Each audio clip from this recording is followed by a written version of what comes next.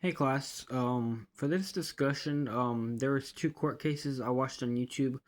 The first one was the Derek Chauvin trial, and this one was like 9 hours. And then I also watched the Geiger trial. Both were interesting to me because of all the media coverage. So I decided to watch them all in full on YouTube. These cases were very lengthy. It took me 2 days to watch them both because I had to work, and like I said, one of them was almost 9 hours and the other one was pretty lengthy itself. And I want to say I reviewed both the trials, like the footage, testimonies from both trials. And then first, in the Derek Chauvin case, I watched Lieutenant Richard Zimmerman. He gave a testimony. His testimony was on behalf of the Minneapolis Police Department, and his testimony was about the death of George Floyd, and the arrest in 2020. A key moment I watched in the trial was when Zimmerman gave his testimony. He was in trial and he spoke on stand. He explained how the department's use of force policy, and he stated that once a suspect is handcuffed and no longer resisting, officers are trained to de-escalate and place them in recovery position. He testified that kneeling on Floyd's neck after he was restrained was not consistent with the department's training.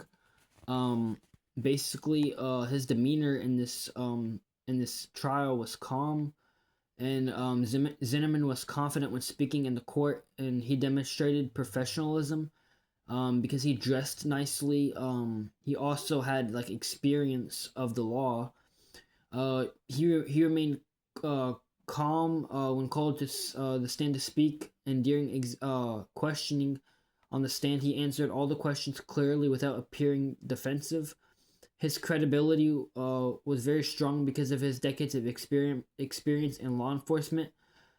Um, he gave nothing but like factual, he stated nothing but like factual stuff.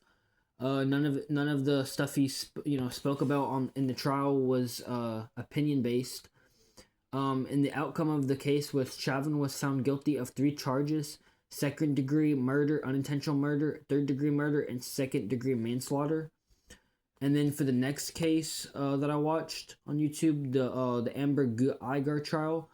This one, the testimony from the given from Texas Ranger David Armstrong on stand during the trial. He was the lead investigator in the shooting death of Boham Jean.